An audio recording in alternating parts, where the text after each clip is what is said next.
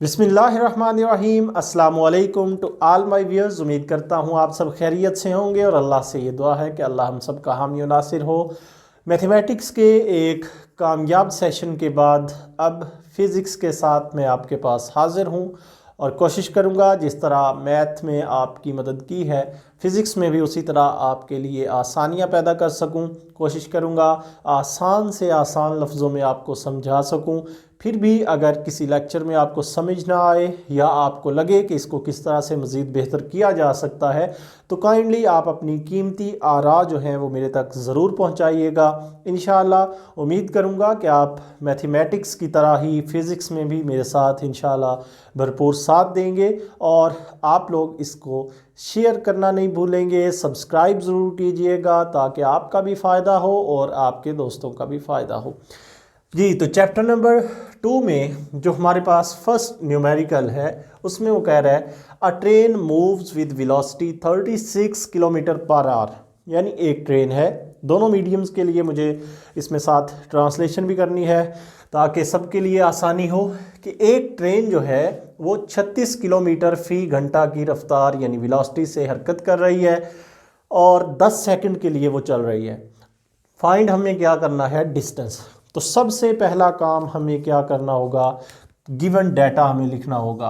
उर्दू वाले लिख सकेंगे दिया गया मवाद, या न्यूमेरिकल्स आप इसी तरह से कर सकते हैं कि गिवन डाटा में हमारे पास क्या है। सबसे पहले हमारे पास क्या दी हुई है, उसकी यूनिफॉर्म वेलोसिटी है, वेलोसिटी v है जो कि 36 किलोमीटर पर आवर्स जो है वो हमारे पास इसकी स्पीड है। अब आपको ये पता होना चाहिए कि जो इसका SI यूनिट है वेलोसिटी का, उसमें हमें इसने ज़ाहिर करना होगा। तो SI यूनिट इसका होता है मीटर पर सेकंड। अब किलोमीटर के क्या बनाएंगे, पहले मीटर, और आर जो है यानी घंटा जो है उसके हम क्या बनाएंगे, सेकंड्स। तो 36 ये आ जाएगा हमारे पास 36 ज़रब किलोमीटर की जगह पे मीटर बनाने हैं तो 1 किलोमीटर में कितने मीटर होते हैं, 1000 मीटर। तो किलोमीटर की जगह पे आ गया ज़रब 1000। अब ये पर आर है, आर के ऊपर -1 है, दैट मीन्स ये बटे में होगा। तो एक घंटे में कितने होते हैं मिनट्स, 60 मिनट, और एक मिनट में कितने सेकंड्स हो गए, 60 सेकंड्स। यानी ये बनता है हमारे पास 3600 सेकंड्स बनते हैं एक घंटे के अंदर। तो अगर हम इनको काटते हैं हमारे पास क्या आ जाएगा, ये 2 ज़ीरो इन 2 ज़ीरो से ख़त्म हो गए, 6 एक बार 6, 6 6 बार 36, 6 एक बार 6 और 6 एक बार 6। ये सिंपली आपको पता है सारा कट गया, बाकी सिर्फ हमारे पास 10 बचा। यानी कि जो हमारे पास वेलोसिटी आई है वो क्या आएगा, 10 मीटर पर सेकंड। 10 मीटर पर सेकंड हमारे पास वेलोसिटी आ गई। इसके अलावा उसने दिया हुआ है फॉर 10 सेकंड्स। तो 10 सेकंड्स किसका यूनिट है, टाइम का। तो हमारे पास अगर हम लिखना चाहें कि time is equal to T जो है वो हमारे पास कितना आ गया है, 10 सेकंड्स।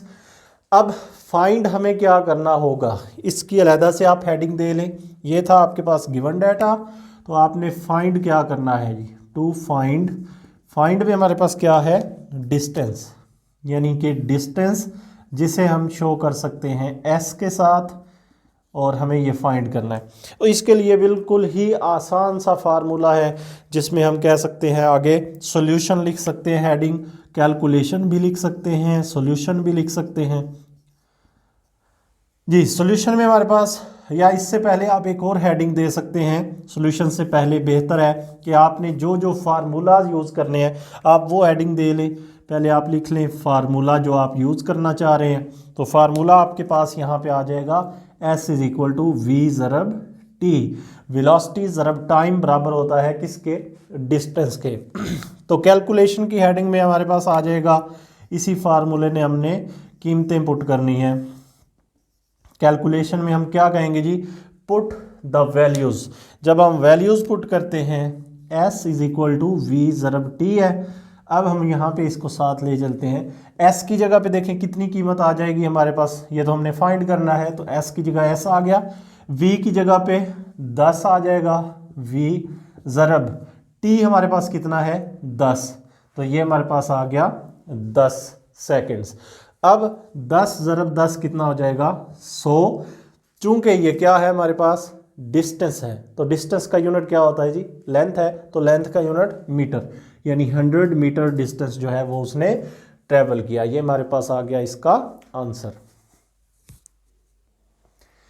नेक्स्ट न्यूमेरिकल की तरफ अगर हम चलते हैं तो वो हमारे पास है जी, एक ट्रेन है जो कि स्टार्ट होती है रेस्ट से। अब रेस्ट से स्टार्ट हो रही है, दैट मीन्स कि उसकी जो इनिशियल वेलोसिटी है वी आई, जिसे हम लिखते हैं वी आई जो है वो इक्वल टू किसके है, 0 मीटर पर सेकंड के, और मूव्स 1 किलोमीटर, दैट मीन्स जो उसका डिस्टेंस यानी कि हमारे पास इक्वल टू एस जो है वो कितना हो गया, 1 किलोमीटर। अगेन हम इसको मीटर्स में चेंज कर लेंगे, जो हमारे पास इसका इंटरनेशनल यूनिट है वो क्या आ जाएगा, 1000 मीटर्स, और टाइम कितना है हमारे पास, 100 seconds. Time is equal to हमारे पास है जी 100 सेकेंड है। टू फाइंड क्या करना है, स्पीड। अब मैंने थोड़ा शॉर्ट करके न्यूमेरिकल लिखा है, उसने कहा है find the speed after 100 seconds. That means कि अगर वी आई हमारी 0 थी तो हमें फाइंड क्या करना होगा, वी एफ, यानी कि फाइनल वेलोसिटी, आखिरी वेलोसिटी। आप साथ में इसको एलेबोरेट करके भी लिख सकते हैं, final velocity is equal to V F is equal to question mark. Solution के लिए हमारे पास देखें क्या होगा, यहाँ पे आपने पहले डाटा को देखना है कि आपके पास क्या कुछ है, वी आई है, एस है, टी है। तो वी एफ का फार्मूला हमारे पास क्या हो सकता है, वी एफ का फार्मूला होता है जी v F is equal to we I plus A t. इसमें वी आई की वैल्यू है, टी की वैल्यू है, ए की वैल्यू हमारे पास नहीं है। तो हमें पहले ये देखना होगा कि हम ए की वैल्यू कहाँ से लेके आएंगे। तो इसके लिए हमें दूसरी इक्वेशन जो है वो फाइंड लगानी पड़ेगी यहाँ पे, वी आई टी यानी S is equal to we I T plus 1/2 A T का स्क्वायर। चूँकि इसमें देखिए वी आई भी है हमारे पास, टी भी है, एस भी है, तो ए नहीं है, तो ए हम यहाँ से फाइंड कर सकते हैं। एस की कीमत हमारे पास क्या है जी, 1000 है, इक्वल टू ये वी आई की वैल्यू 0 है, 0 ज़रब टी की वैल्यू 100 है, 0 ज़रब 100 हो गया, जमा 1/2 ए ज़रब 100 जो है इसका क्या आ जाएगा यहाँ पे, स्क्वायर, 100 का स्क्वायर हो गया। अब ये आ जाएगा 1000 इक्वल टू ये सारा क्या हो जाएगा जी, 0 प्लस ये 1/2 ए ज़रब 100 का स्क्वायर क्या होता है, 4 सिफर लग जाएंगे यानी कि 10,000 बन जाएगा। अब 10,000 को 2 से काटते हैं तो ये हमारे पास 5,000 बनेगा, तो ये बन जाएगा 5,000 ज़रब ए यानी 5,000 ए इज इक्वल टू 1000। ये हमारे पास आ गया। अब आपको ये पता होना चाहिए कि जिसे हम फाइंड करना चाहते हैं उसे एक साइड पे रखते हैं, ये 5000 इधर ज़रब खा रहा है, और दूसरी साइड पे जाके क्या करेगा, डिवाइड। यहाँ से शुरू कर लेते हैं, 1000 इज इक्वल टू 5000 ए इधर ही रखें बेशक, और ये आ जाएगा 1000/5000। ये 5000 इधर ज़रब खा रहा था तो इधर आके तकसीम करेगा। ये हमारे पास ए की वैल्यू यहाँ से आ जाएगी, 3 सिफर से 3 सिफर गए, 1/5 कितना हो जाएगा, यानी 0.2 मीटर पर सेकंड स्क्वायर। तो इसे आप सीधा लिख लें यहाँ से, ए इज इक्वल टू 0.2 मीटर पर सेकंड स्क्वायर। अब इस फार्मूले में आपने ये कीमत पुट कर देनी है, तो हमारे पास v F is equal to था वी आई प्लस ए टी। वी आई हमारे पास ऑलरेडी हमें पता है कितना है, 0, प्लस ए हमारा कितना आया 0.2 ज़रब टी कितना था हमारे पास 100। तो 100 से इशारिया 2 को ज़रब दें तो ये हमारे पास आ जाता है 20 मीटर पर सेकंड। याद रखें कि यूनिट ज़रूर लिखिएगा क्योंकि इसके भी मार्क्स होते हैं। यूनिट लिखना मत बोलना, क्योंकि वेलोसिटी है तो इसका यूनिट मीटर पर सेकंड होता है। यहाँ पे हमारे पास न्यूमेरिकल नंबर 2 जो है वो भी ख़त्म हुआ। इसके बाद तीसरे न्यूमेरिकल को देखते हैं, तो वो हमारे पास क्या है जी, एक कार है जो कि 10 मीटर पर सेकंड की वेलोसिटी से हरकत कर रही है और एक्सेलरेशन इसका कितना है, 0.2 मीटर फी सेकंड स्क्वायर, और ये टाइम हमारे पास देखे लिखा हुआ है हाफ मिनट, यानी आधा मिनट। आधा मिनट का मतलब होगा 30 सेकंड्स। दो चीज़ें हमें फाइंड करनी है, डिस्टेंस और फाइनल वेलोसिटी, दो चीज़ें हमने फाइंड करनी है। तो गिवन डाटा में हमारे पास क्या कुछ है, ये चूंकि हमें फाइनल वेलोसिटी फाइंड करनी है, इसका मतलब है ये फिर क्या हो जाएगी वी आई, यानी कि इनिशियल वेलोसिटी जो कि 10 मीटर पर सेकंड है। और उसके बाद एक्सेलरेशन दिया हुआ है हमारे पास, एक्सेलरेशन कितना दिया हुआ है, 0.2 मीटर पर सेकंड स्क्वायर दिया हुआ है। फॉर हाफ मिनट टाइम हमारे पास है हाफ मिनट, यानी कि 30 सेकेंड्स है। उसके बाद डिस्टेंस टू फाइंड में हमारे पास क्या आ जाएगा, distance S is equal to find करना है, जगह बचाने के लिए मैं थोड़ा शार्ट लिख रहा हूँ, फाइनल वेलोसिटी यानी कि वी एफ हमारे पास हमें फाइंड करनी है। तो ये दो चीज़ें हमें फाइंड करनी है, इसके लिए हमें देखना होगा कि कौन सी इक्वेशन जो है वो हमारे लिए सूटेबल होगी। तो इसमें हमारे पास जो सोल्यूशन है उस वक़्त हम फार्मूलाज भी लिख सकते हैं पहले, लेकिन मैं डायरेक्ट सोल्यूशन पे जा रहा हूँ। सोल्यूशन में अगर हम जाते हैं तो सोल्यूशन में मैंने अभी बात की आपसे कि हमें देखना होगा कौन सी इक्वेशन हमें सूट करेगी। हमें क्या फाइंड करना है जी, इसका डिस्टेंस। तो डिस्टेंस के लिए जो दूसरी इक्वेशन है S is equal to we I T plus 1/2 A T का स्क्वायर।